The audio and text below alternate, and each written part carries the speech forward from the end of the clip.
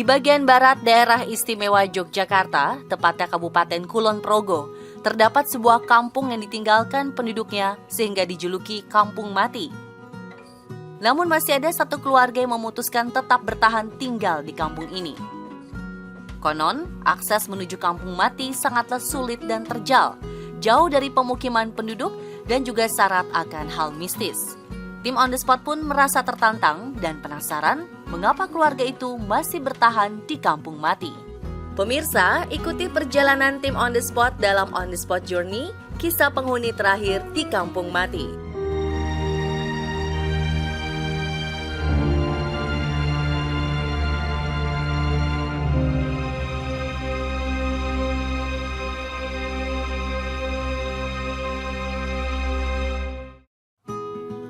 Berjarak sekitar 32 km dari Yogyakarta, perjalanan kami dimanjakan dengan pemandangan sawah hijau yang menyegarkan mata. Melewati rute berkelok mengitari Bukit Menoreh dengan sisi kanan dan kiri hutan yang masih sangat alami. Kami akhirnya sampai di Kelurahan Sidomulyo, Kecamatan Pengasih, Kulon Progo. Namun karena sulitnya akses, kendaraan harus kami tinggal di Desa Laban Gede. Hanya ada satu cara untuk bisa sampai ke Kampung Mati, yakni dengan berjalan kaki atau trekking menyusuri perbukitan. Sinar matahari yang mengintip di balik pepohonan, serta suara kicauan burung dari kejauhan sesekali terdengar. Walau jalur yang kami tempuh berupa tanah berbatu terjal yang dikelilingi pepohonan serta jurang di sebelah kanannya. Sekitar 15 menit trekking, kami menjumpai jembatan bambu dengan sungai kecil di bawahnya. 2 ekor anjing kecil seolah menyapa kami. Nampaknya tujuan kami sudah dekat.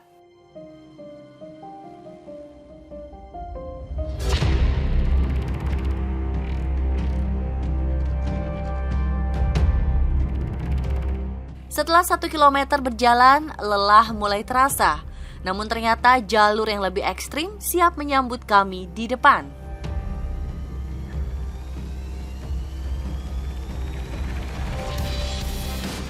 Beginilah rute yang harus kami tempuh demi untuk sampai ke Kampung Mati.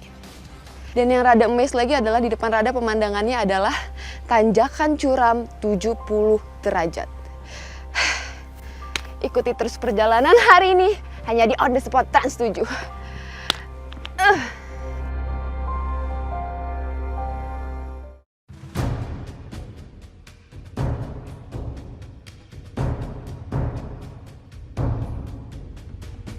Gelap, dikelilingi pohon bambu dan disambut jalur bebatuan yang menanjak.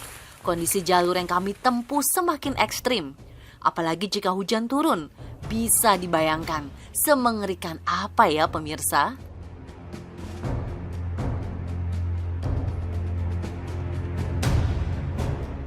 Lelah kami pun terjawab karena tanda kehidupan mulai terlihat. Sebuah rumah kayu sederhana dengan cat krem dan hijau kebiruan serta pintu bambu di tengahnya terlihat di depan kami. Terdengar suara mesin kayu dari kejauhan. Ternyata sang pemilik rumah, Pak Sumiran, sedang bekerja di samping rumah.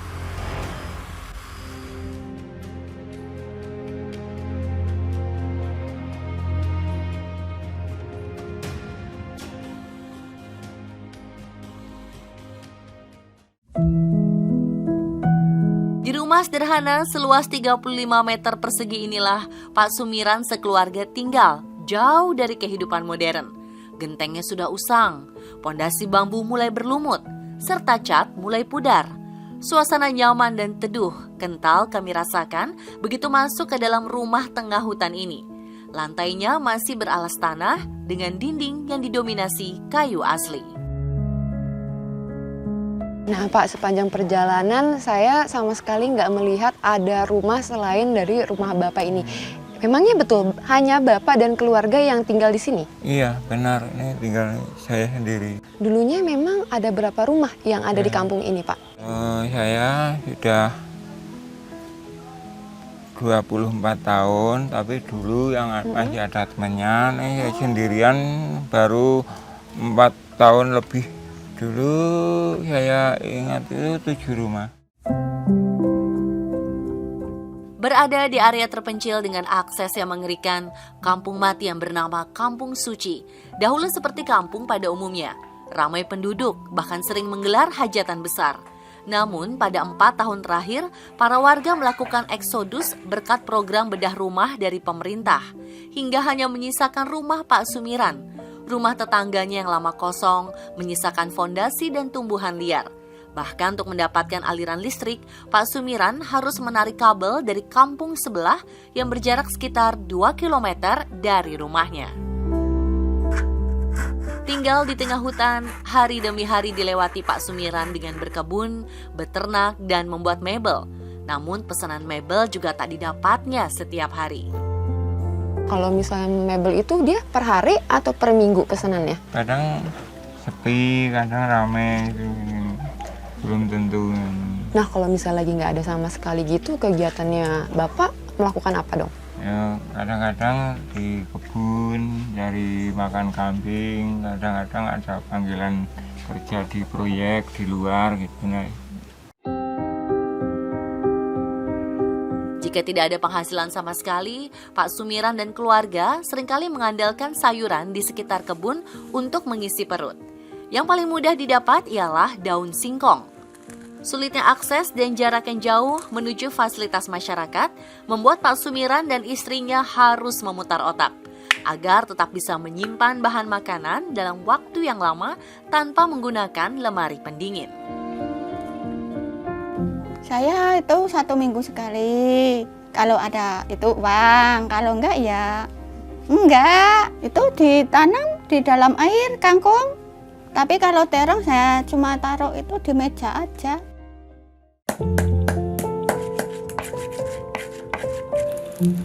Dengan makanan seadanya, keluarga Pak Sumiran tidak dapat memenuhi syarat hidup sehat dengan makanan bergizi seimbang, sehingga istrinya dan sang anak seringkali jatuh sakit.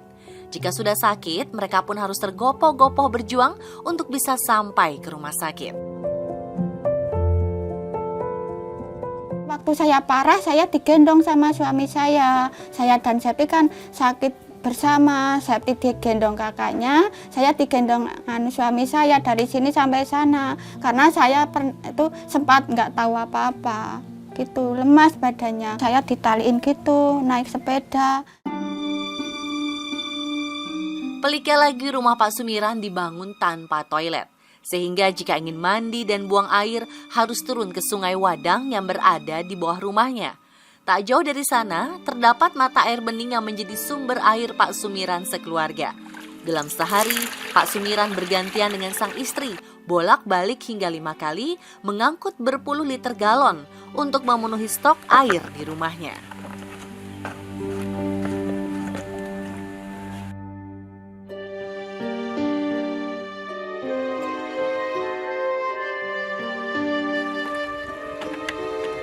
Naik turun bukit sudah menjadi makanan sehari-hari Pak Sumiran. Begitu juga dengan anak bungsunya Dewi Septiani yang masih berusia 10 tahun. Setiap harinya Septi juga harus menempuh jarak 4 km pulang pergi ke sekolah dengan berjalan kaki. Septi sekolah ya bangun pagi jam 5 dari rumah. Iya, terus nanti kalau hujan digendong sama ayahnya. Karena itu banyak itu batu-batu yang longsor ke bawah, nanti takutnya itu kejatuhan. Aku berangkat sekolah pagi-pagi banget, jadi aku cepat-cepat berangkat sekolah karena telat. Aku senang banget kalau di sini sampai sekolah, ya enggak capek. Jalan yang cukup sulit serta cukup jauh membuat Septi jarang bermain dengan teman sebayanya. Namun Septi tetap ceria karena masih bisa bermain dengan hewan-hewan peliharaannya, ayam dan anjing.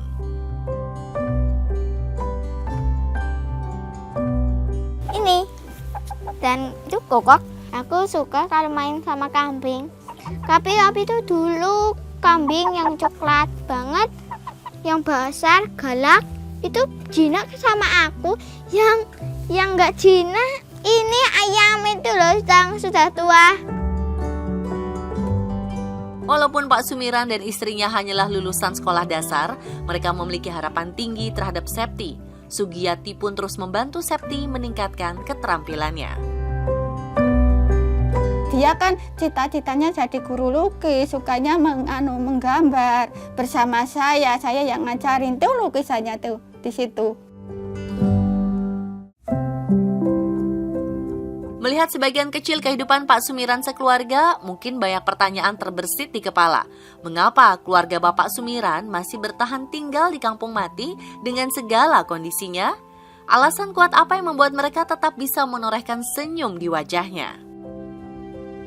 Cari rumput, dari kayu bakar, dari di kebun apa kan enak, jadi ambil air, tinggal turun ambil itu enak aja.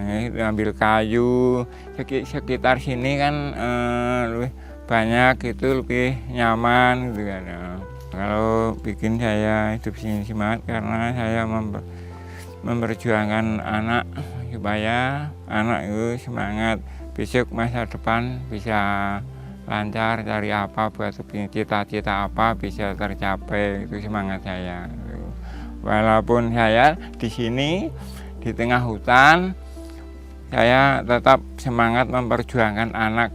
Gimana cara saya mencarikan nafkah anak dan istri, ya kalau pindah rumah di sana kan sini saya tetap saya huni, saya pakai biar untuk kalau di kebun ada tempatnya untuk minum, kalau ingin buat apa bisa menampung kayu bakar.